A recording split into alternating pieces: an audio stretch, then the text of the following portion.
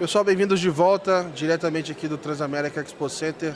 Estamos aqui na cobertura do FinTouch 2023. A cada episódio que passa, mais um Red Bull na mesa, vê que está chegando ao final do evento aqui. A gente continua na nossa cobertura. Eu sou Gabriel Pereira da Let's Media, a gente está junto com a B Fintechs e trazendo aqui especialistas de todo o mercado para falar de tendências, falar o que está acontecendo. E agora a gente vai conversar com o Bruno Loyola da Plug, com o Bresler do Iniciador, e a gente vai começar com uma pergunta simples assim: o que está rolando de prático no Open Finance agora? O que talvez está um pouco fora dos holofotes, mas está acontecendo e está de fato ajudando o consumidor final, assim? Bom, bacana. Tudo bom, pessoal? Prazer, aqui o Gustavo Bresler do Iniciador. A gente tem visto bons casos práticos aqui já acontecendo. Um caso muito bacana que a gente gosta de mencionar, um produto recente aí também, é o caso de onboarding já com os dados de Open Finance. Então é a mesma questão de você ter o login com o Google, só que em vez de você receber só o e-mail do Gmail ali da pessoa, você recebe todo o dado cadastral dela de um banco, dados que já passaram por um KYC de uma instituição regulada pelo Banco Central, você pode confiar ali que vão acelerar o seu onboarding. Então é um caso bem interessante. Quando a gente começa a colocar no escopo aqui o dado do Open Finance, não só o dado transacional, é um dado que tem bastante valia aí, e quando a gente pensa em as próprias instituições que têm que fazer renovação dos dados a cada 12 meses também, ajuda bastante. O Brasil, eu fico pensando que essa parte de onboarding, cara, faz tempo que as pessoas falam e pouco via na prática, né? Então eu fico super feliz que tem esse caso rolando, porque uma das grandes verticais. A gente na Plug lá divide 3 verticais principais de casos de uso, né? O crédito, que enfim desdobra um monte de coisa, a parte de gestão financeira, que também desdobra PJ, PF, investimento e tudo mais, e a parte de KYC onboarding, que lá para 2020 por aí, quando estava analisando um pouco o que estava rolando na Europa, a gente via que o onboarding era um baita de um caso de uso por lá.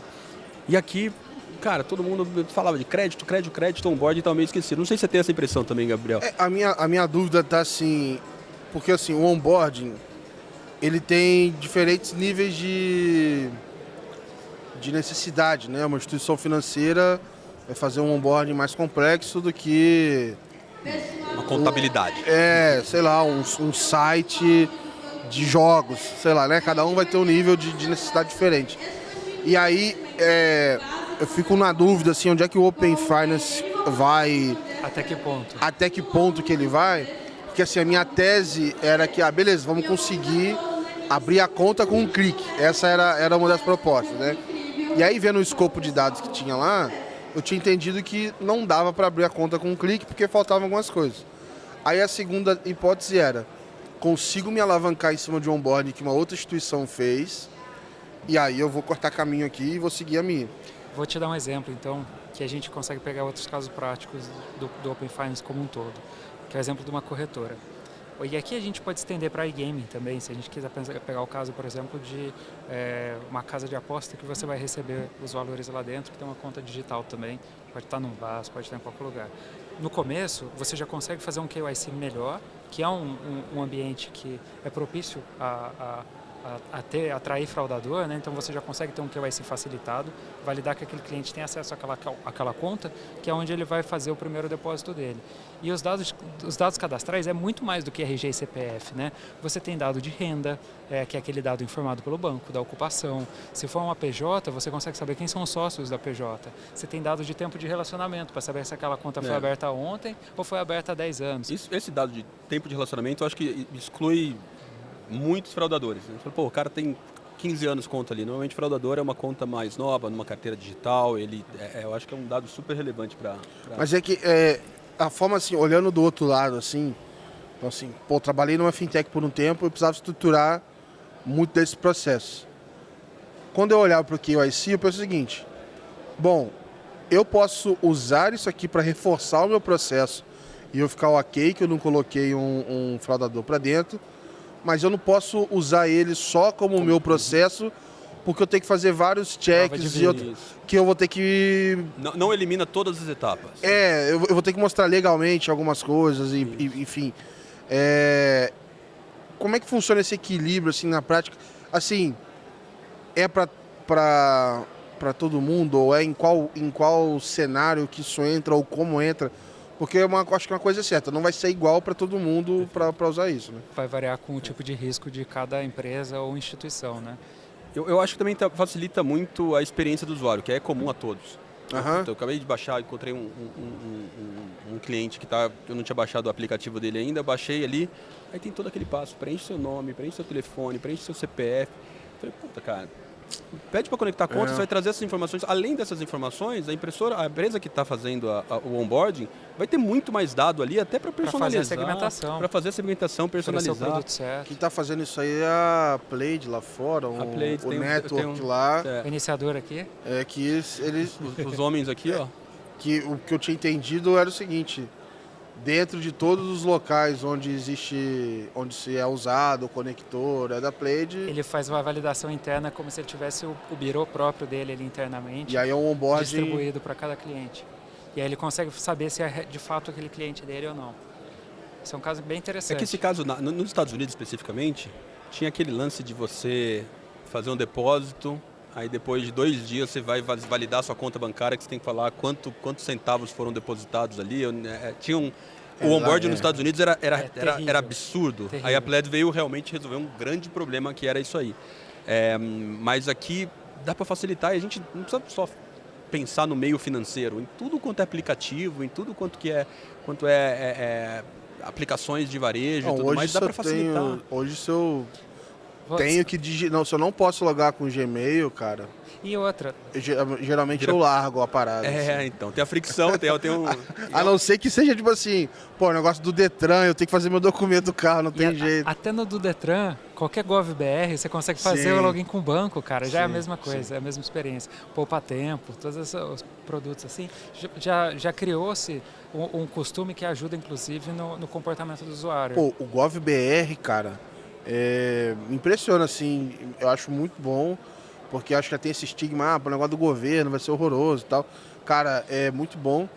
E aí esses dias eu tava vendo lá, antecipe aqui o saque aniversário. Falei, cara, vamos ver esse negócio. Aí tava lá, vai lá no GovBR, que aí você tem que liberar a consulta. O negócio funciona redondinho, né? Redondinho, na hora já bate lá a consulta e tal. Redirecionamento tão bom quanto o do Open Finance. Só faltou o quê? O jurozinho, né? Os juros aí não tem o que fazer, né? Aí deixa quieto, deixa o FGTS parado lá.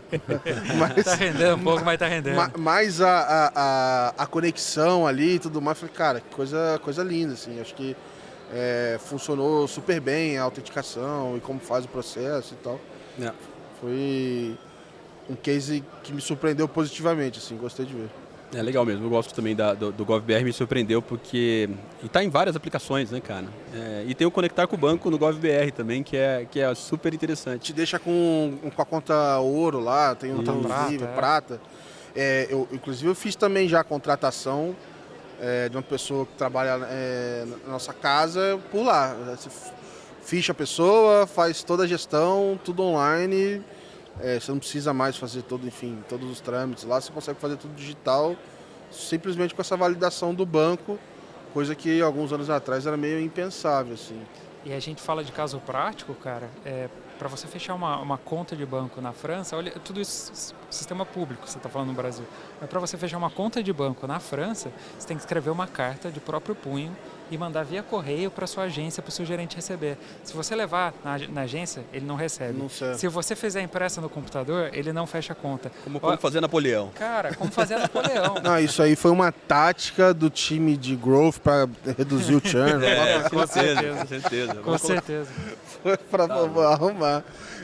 Onde vocês estão vendo mais também aplicação? Sei que vocês estão fazendo várias outras iniciativas. Muita notícia também de vocês da Plug, principalmente da parte de previdência, enfim, outros cases. O que mais que dá para trazer assim? Eu fiquei muito feliz que o Roberto Campos Neto, há poucas semanas atrás, ele citou que um dos objetivos do Open Finance, onde ele está destinando tudo, é a parte de portabilidade, né? A gente está trabalhando com portabilidades, com processos de portabilidades com os dados do Open Finance já. Primeiro começamos com Previdência, que está tendo uma escala super bacana. Estamos fazendo projetos agora de portabilidade de crédito também. e também estamos estudando profitabilidade de investimento. Então, na verdade, os processos de portabilidade no Brasil são muito bem desenhados. Só que a fricção no meio desse processo é muito grande. E a gente descobriu que esses dados do Open Finance também servem para fazer e automatizar todos esses processos, né? Então imagina que hoje a Previdência, que é um mercado gigante, mais da metade dos fundos de Previdência não rendem o CDI. E você não está acompanhando ali diariamente sua Previdência, nem deve, porque a Previdência é um negócio de longo prazo. Mas, não render CDI, deixa os caras numa zona de conforto enorme, cara. Mais da metade dos fundos não rende a CDI e tem trilhões da Previdência, né?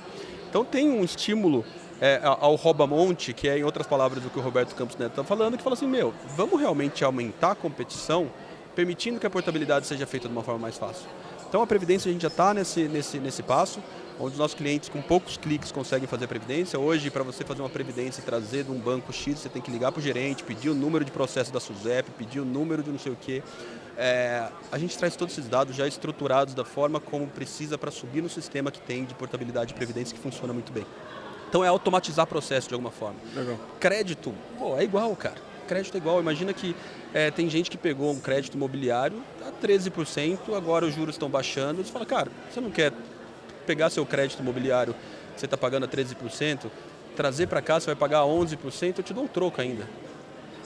Então, acho que essa fala do Roberto Campos é justamente para estimular que a briga vai ser entre os produtos que já estão contratados. Legal. E as instituições realmente vão brigar por preço, vão brigar pela experiência e preço do cliente. O nosso tempo aqui é ligeiramente curto, então eu vou fazer um self-service aqui com lasanha, sushi e churrasco. Então eu vou mudar radicalmente aqui o tema e perguntar para vocês... Quarta-feira no quilo, feijoada e sushi. É isso. O pessoal fala churrascaria, boi de ouro, o melhor japonês. Mas assim, perguntar para vocês sobre infraestrutura. Porque recentemente, bem curioso, assim, dois anúncios de cada um, né, das duas empresas sobre infraestrutura e sobre, na minha visão, assim, a facilidade de operar de uma forma ou de outra. Então, o iniciador, com a lógica de, olha, você pode operar usando a minha licença e depois rapidinho eu tombo você para a tua própria, tu segue sua vida. E a Plug também falando, olha, você pode funcionar no mundo não regulado e eu posso te tombar com um clique para o mundo regulado e você seguir a tua vida. Como é que vocês estão vendo esses avanços de infraestrutura? Como é que vocês veem o benefício para o mercado também dessa interoperabilidade de serviços, de infra? Assim? Legal. Na Plug a gente anunciou há pouco tempo então a possibilidade dos nossos clientes, mesmo API, somente com um clique de configuração dentro do nosso portal do desenvolvedor, ele escolher entre os conectores regulados e os conectores da Plug de conexão direta, né? Isso teve uma facilidade enorme, porque muitos clientes queriam acessar o regulado, por ter suas razões de acessar o regulado, mas também ele tem a opção de acessar as conexões diretas, né? Se você comparar os dois, tá? Tem muita informação que está na conexão direta da Plug que não está no regulado, por exemplo. E a gente tem trabalhado com todo o ecossistema para ajudar realmente a melhorar o ecossistema como um todo.